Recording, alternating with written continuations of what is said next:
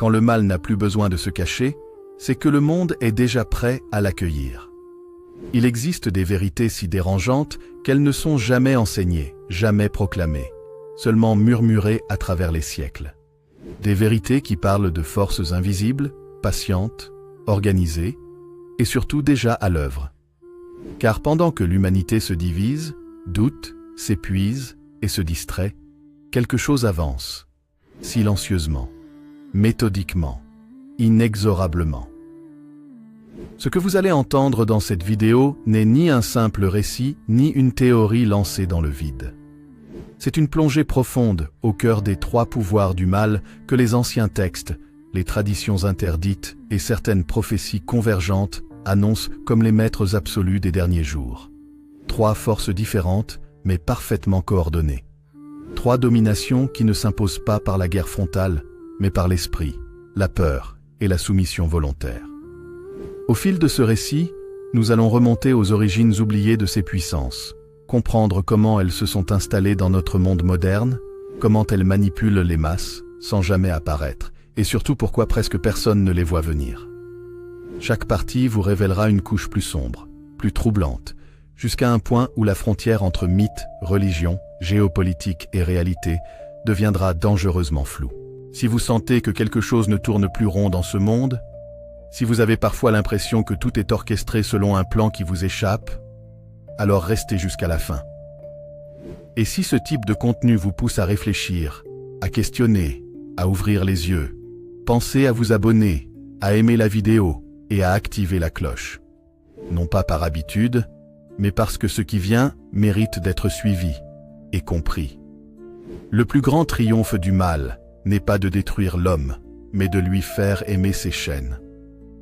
Parmi les 3 pouvoirs du mal annoncés pour les derniers jours, le premier est de loin le plus dangereux. Non pas parce qu'il est violent, ni parce qu'il est brutal, mais parce qu'il est accepté, invisible, désiré, défendu même par ceux qui l'a servi. Ce pouvoir ne renverse pas les gouvernements par les armes. Il ne détruit pas les villes. Il ne fait pas couler le sang directement. Il agit dans la tête. Les anciens l'appelaient la séduction. Les textes sacrés parlent le d'égarement. Les philosophes y voyaient l'illusion collective. Aujourd'hui, il porte des noms modernes, narratifs, culture, information, progrès. Mais sa fonction n'a jamais changé. Contrôler ce que l'homme croit être vrai. Car celui qui contrôle la vérité perçue, contrôle les décisions, les peurs, les désirs, et finalement l'avenir. Contrairement à ce que beaucoup pensent, ce pouvoir n'est pas né avec la technologie moderne. Il est antédiluvien. Dans les textes sumériens, on parle des me, des lois divines qui définissaient la manière de penser, de gouverner et de croire. Celui qui possédait les me contrôlait la civilisation. Dans la Bible, le serpent ne force jamais Ève. Il parle, il doute, il inverse la vérité. Vous ne mourrez point, mais vos yeux s'ouvriront. Le premier mensonge n'était pas une négation frontale de Dieu. C'était une reformulation séduisante de la réalité. Et c'est exactement ainsi que ce pouvoir fonctionne encore aujourd'hui. De nombreux écrits anciens convergent vers une même prophétie. À la fin des temps, l'humanité ne sera pas dominée par la force, mais par la confusion. Dans le livre d'Enoch, il est dit que les hommes seront enseignés par des voix qui ne viennent pas de la sagesse. Dans l'Apocalypse, on parle d'un monde où le mensonge devient norme, et la vérité, hérésie. Même certaines traditions africaines anciennes évoquent le temps où les mots perdront leur sens, et où l'homme applaudira sa propre chute. Ce premier pouvoir du mal ne cherche pas à imposer une idéologie unique. Au contraire, il multiplie les versions, les opinions, les vérités alternatives, jusqu'à ce que plus personne ne sache ce qui est réel. Quand tout est vrai, alors plus rien ne l'est. Ce pouvoir suit toujours les mêmes étapes, peu importe l'époque. 1. Saturer l'esprit. L'homme moderne reçoit en une journée plus d'informations que ses ancêtres en une vie entière. Mais l'excès d'informations ne rend pas intelligent, il rend fatigué. Un esprit fatigué ne réfléchit plus. Il répète. 2. Détruire les repères. Famille, spiritualité, identité, mémoire historique. Tout ce qui ancre l'individu est lentement ridiculisé, relativisé ou déconstruit. Un homme sans racines est facile à modeler. 3. Remplacer la vérité par l'émotion. La logique devient suspecte. Les faits sont secondaires. Seule compte la manière dont une information fait ressentir. La colère, la peur, l'indignation deviennent des outils de contrôle massif. Ce pouvoir du mal ne dit jamais « je veux te contrôler ». Il dit « je veux te libérer ». Libérer de quoi? Des limites, des règles, des traditions, de Dieu, de la morale, du doute. Mais une liberté sans vérité n'est pas une liberté, c'est une dissolution. Les anciens maîtres de ce pouvoir savaient une chose essentielle. Un homme qui ne croit plus en rien, croit en tout. Contrairement aux idées simplistes, ce pouvoir n'est pas exercé par une seule organisation secrète ou un groupe unique. Il est systémique. Il traverse les médias, la culture populaire, l'éducation, le divertissement, les discours politiques. Non pas pour imposer une dictature brutale, mais pour façonner la perception du monde dès l'enfance. Quand un enfant apprend quoi penser avant d'apprendre comment penser, le travail est déjà fait. Les anciens textes sont formels. Aucun règne total ne peut s'installer sans la domination des esprits. Avant la peur, il faut la croyance. Avant la soumission, il faut l'acceptation. Avant la marque, il faut l'adhésion intérieure. Ce premier pouvoir est donc le socle, celui qui prépare le terrain, celui qui rend les deux autres possibles. Et le plus troublant, il est déjà actif. Les prophéties affirment que lorsque les hommes défendront eux-mêmes ce qui les détruit, alors les derniers jours auront réellement commencé. Quand la censure sera appelée protection, quand la manipulation sera appelée information, quand la perte de sens sera appelée progrès. Ce jour-là, le premier pouvoir du mal aura accompli sa mission. Mais ce n'est que le début, car une fois les esprits dominés, une autre force entre en scène. Une force qui ne se contente plus de contrôler ce que l'homme pense, mais ce qu'il craint. Là où la peur règne, la raison s'agenouille. Une fois l'esprit affaibli, fragmenté, saturé de doutes et de contradictions, le premier pouvoir a accompli sa mission. L'homme ne sait plus ce qui est vrai, mais il sent que quelque chose ne va pas. C'est précisément à ce moment-là que le deuxième pouvoir du mal entre en scène. Ce pouvoir ne cherche pas à convaincre. Il cherche à terroriser doucement, continuellement, sans jamais laisser de répit. Les anciens textes l'appellent le cavalier noir. Les prophéties parlent d'un temps où le cœur des hommes défaillira de crainte. Les traditions ésotériques parlent de l'ingénierie de la peur. La peur n'est pas une conséquence du chaos. La peur est l'outil qui crée le chaos. Les empires anciens l'avaient déjà compris. Rome ne dominait pas uniquement par ses légions, mais par la peur de ses légions. Les royaumes médiévaux maintenaient l'ordre par la peur du châtiment divin. Mais dans les derniers jours, la peur change de visage. Elle n'est plus localisée. Elle est globale, permanente, invisible. Guerres lointaines, crises économiques, pandémies, effondrement climatique, insécurité morale, pénurie annoncée, fin du monde programmé. Le message est toujours le même, répété sous 1000 formes. Vous n'êtes pas en sécurité. Contrairement à ce que beaucoup croient, le monde ne sombre pas dans le chaos par accident. Les textes anciens parlent d'un désordre organisé. Dans certaines tablettes mésopotamiennes, il est écrit que les dieux rebelles régnaient en agitant les eaux, créant confusion et agitation pour affaiblir les humains. Dans l'Apocalypse, la bête ne vient pas dans un monde stable, mais dans un monde épuisé, paniqué, prêt à accepter n'importe quelle solution. Le chaos est une mise en scène. Car un peuple calme questionne. Un peuple apeuré obéit. Le deuxième pouvoir du mal s'adapte à son époque. Aujourd'hui, il utilise des leviers redoutablement efficaces. 1. La peur constante mais floue. Une peur sans ennemi clairement identifiable. Pas un danger précis, mais une menace permanente. L'homme ne peut pas combattre ce qu'il ne peut pas nommer. 2. L'urgence permanente. Tout est urgent, tout est critique, tout exige une réaction immédiate. Or, l'urgence empêche la réflexion. 3. La dépendance à l'autorité.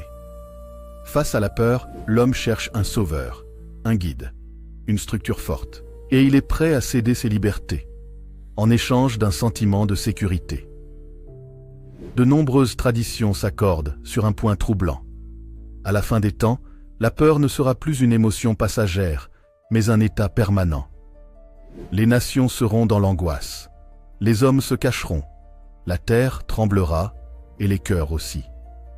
Mais le plus inquiétant n'est pas la peur elle-même, c'est ce qu'elle prépare. Le deuxième pouvoir du mal ne force jamais directement. Il pousse l'humanité à dire « faites quelque chose, protégez-nous, décidez à notre place ». Et lentement, subtilement, l'homme demande lui-même plus de contrôle, plus de surveillance, plus de restrictions. Les anciens sages disaient « Quand l'homme implore l'ordre par peur, il accepte la tyrannie sans la reconnaître. » Le premier pouvoir a détruit la vérité, le deuxième détruit le courage. Sans vérité, l'homme est confus. Sans courage, il est soumis. Ces deux forces travaillent ensemble. L'une désoriente, l'autre terrorise. Et ensemble, elles préparent le terrain pour le troisième pouvoir. Les textes interdits annoncent un signe glaçant. Quand le monde acceptera qu'il est normal de vivre dans la peur, quand l'anormal deviendra permanent, quand l'homme transmettra cette peur à ses enfants, alors le deuxième pouvoir aura terminé son œuvre. Et à ce moment précis, une dernière force apparaîtra. Une force qui ne contrôlera plus seulement l'esprit ni la peur, mais l'existence même. Le jour où l'homme aura besoin du système pour vivre, il ne cherchera plus jamais à s'en libérer. Après la domination des esprits et la domination par la peur, vient le troisième pouvoir du mal, celui que les textes décrivent comme le point de non-retour. Ce pouvoir n'a pas besoin de convaincre, il n'a plus besoin d'effrayer. Il s'installe. Il transforme la survie en permission, l'existence en autorisation, la liberté en privilège conditionnel. Les prophéties ne le présentent pas comme un tyran brutal, mais comme un système parfait. Un système si efficace que l'homme ne pourra plus s'en passer. Les anciens savaient une vérité terrifiante. Celui qui contrôle l'accès contrôle l'homme. Accès à quoi? À la nourriture, à la santé, à l'argent, à l'identité, à la reconnaissance sociale. Dans les derniers jours, le troisième pouvoir ne gouverne pas par les armes, mais par les interrupteurs. Il décide qui a accès et qui est exclu. Dans l'Apocalypse, un passage dérange depuis des siècles. Nul ne pourra acheter ni vendre sans la marque. Beaucoup y ont vu un symbole religieux, d'autres une métaphore spirituelle. Mais les textes apocryphes vont plus loin. Ils parlent d'un système global, unifié, où l'homme sera identifié, validé, autorisé. La marque n'est pas seulement un signe visible, c'est une intégration, être dedans ou être dehors. Ce troisième pouvoir se présente toujours comme une solution. Solution au chaos, solution à la peur, solution à la pénurie, solution à l'insécurité. Il dira « Nous avons la réponse ». Et l'humanité, épuisée, dira « Enfin ». Les anciens avertissaient un pourtant. Le mal des derniers jours ne viendra pas comme un monstre, mais comme un sauveur. Le génie de ce pouvoir est là. Il ne contraint pas, il conditionne. 1. La récompense. Celui qui accepte le système est récompensé. Confort, sécurité, reconnaissance, facilité. 2. L'exclusion silencieuse. Celui qui refuse n'est pas exécuté, il est effacé. Plus de travail, plus d'accès, plus de voix. L'homme comprend vite le message. Les traditions mystiques parlent d'un moment où l'homme cessera d'être un être spirituel pour devenir un profil. Un ensemble de données, une valeur mesurable, un score.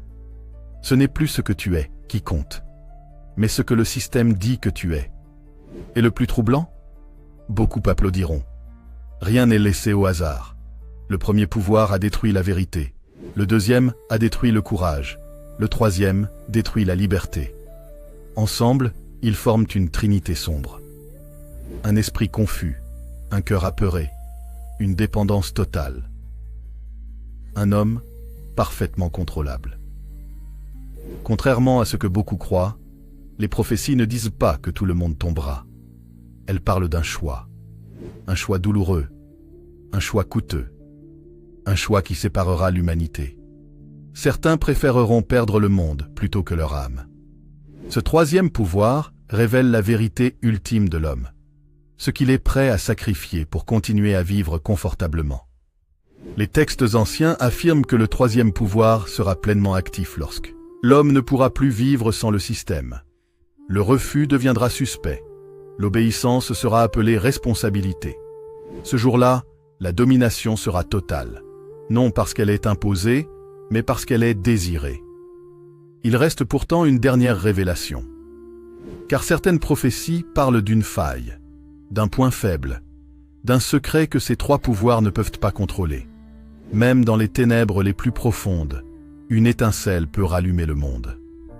Après avoir exploré les trois pouvoirs du mal, la domination des esprits, la peur permanente et la soumission volontaire, il est temps de regarder derrière le rideau. Les textes anciens ne désignent jamais un nom unique, mais ils évoquent un conseil invisible, une force organisée qui n'a ni visage fixe ni territoire précis, agite à travers les cultures, les nations et les institutions opèrent dans l'ombre, utilisant les hommes comme instruments. Certains chercheurs contemporains parlent de cabale, d'élites secrètes, de sociétés occultes. D'autres, plus ésotériques, mentionnent des entités spirituelles influençant l'histoire humaine depuis des millénaires. Le point crucial est que ces pouvoirs ne sont pas autonomes. Ils exploitent ce qui est déjà en nous. Peur, ignorance, désir de confort. Malgré leur apparente omnipotence, les prophéties montrent une faille étonnante. L'esprit humain peut se réveiller. La vérité peut être reconnue, même dans un monde saturé de mensonges. Le courage peut renaître, même dans un contexte de peur omniprésente. La liberté peut être revendiquée, même lorsqu'on semble dépendant du système. Les anciens textes appellent cela le dernier réveil. Un moment où ceux qui refusent de succomber aux trois pouvoirs deviennent des phares pour l'humanité. Ce réveil ne se manifeste pas par la force. Il commence par la conscience individuelle. Quelques indices ? Reconnaître le mensonge. Comprendre comment le premier pouvoir a manipulé la perception. Surmonter la peur, identifier le deuxième pouvoir et apprendre à l'affronter. Retrouver la maîtrise de sa vie. Échapper à la dépendance imposée par le troisième pouvoir. Quand suffisamment de personnes atteignent ce niveau, un effet domino peut se produire. La société peut alors se réorganiser sur des bases nouvelles, basées sur la vérité, le courage et la liberté. Dans certaines traditions apocryphes, il est écrit « Les ténèbres s'étendent, mais la lumière est inscrite dans l'âme de l'homme, qui l'éveille, rallume le monde. » Cela signifie que, même si les trois pouvoirs semblent invincibles, leur influence repose sur notre consentement. Chaque esprit éclairé, chaque acte de courage, chaque geste de liberté diminue leur emprise. Nous sommes peut-être à une époque critique. Le monde est saturé d'informations contradictoires. Les crises s'enchaînent, renforçant la peur. Les systèmes deviennent indispensables pour survivre.